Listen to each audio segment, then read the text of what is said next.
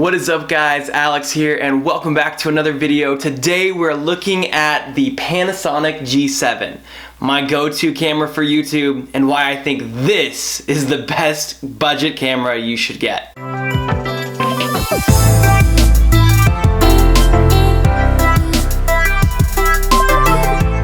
Alright guys, let's go ahead and get right into this video. Now I spent a lot of time, probably 2 hours worth of reshoots, just trying to figure out what to say about this thing. And the truth is that, in my opinion, this camera speaks for itself. So I want to dedicate most of this video to showing you guys some of the pictures and the videos that I have used and that I have gotten with this camera. But before we get to any of that, let's get to some specs, let's get to some personal experience on this thing and jump right into the review.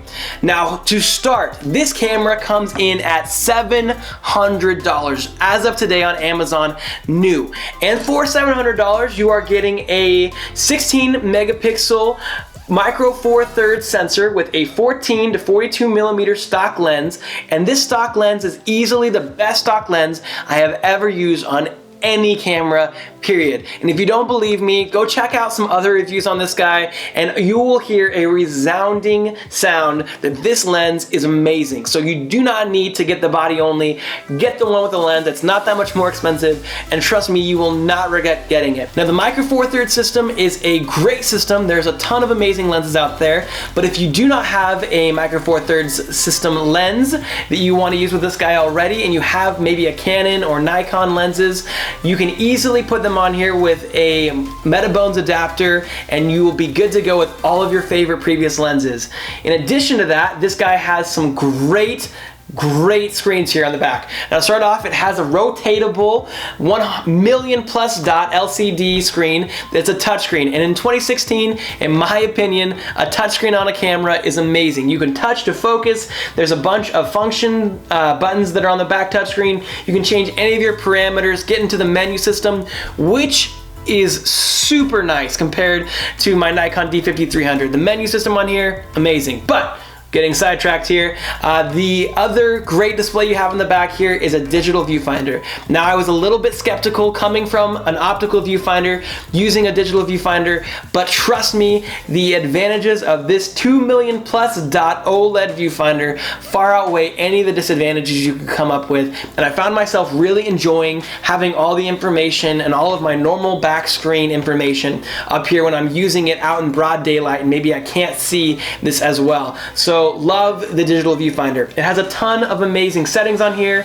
All of your manual video, your manual mode, your shutter priority, your aperture priority, your program mode, your automatic mode, your scene mode. It has a panoramic mode, much more. It has time-lapse features. It has timer features and a 4K picture mode that lets you take video in 4K and then go within the camera settings and select a scene. Because it's 4K and because the camera's quality is so good, you can select a specific scene from that video and save it as an image. In addition to that, it has a burst mode which shoots at 8 frames a second and your normal shooting mode here at the back. The camera is lightweight, super thin, and great to use in the hand. I've used this guy for all day shoots and have absolutely loved the size and weight. Now while I say it's lightweight, it does not feel cheap in the hand and has a great ergonomic feel here up at the top for the handle and is overall just an amazing camera. So lastly, some of the other great features this has includes a mic jack. There is no headphone jack, unfortunately, and that is one of the biggest downsides to this guy, but in my opinion, it's not that big of a deal.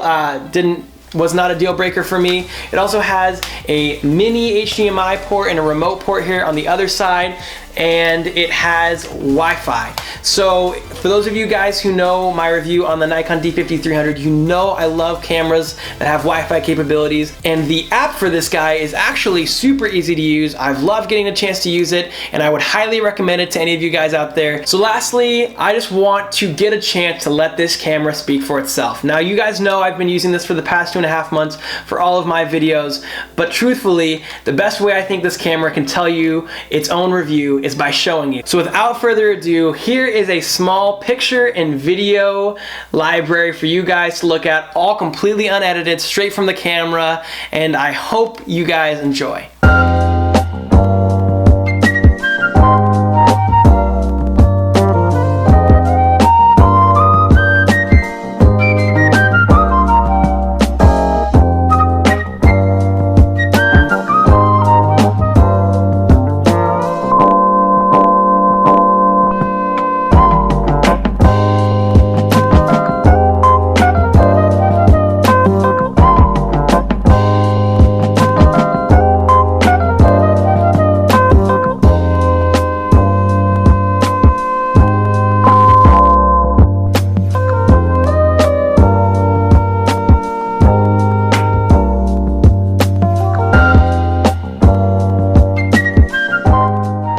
Well, that wraps it up, guys. For those of you guys who liked the video, feel free to be awesome and like it. And for those of you who loved it and want to see similar content, we have a ton of videos coming up. I have Bluetooth speakers, great budget headphones, and some great back to school apps for those of you guys in college. And all of that is coming very, very soon. So if you're interested in any of that or any similar content, please feel free to subscribe to the content. It makes a huge difference and means a lot to me. Thank you all so much again for watching, and I will see you in the next video. Peace.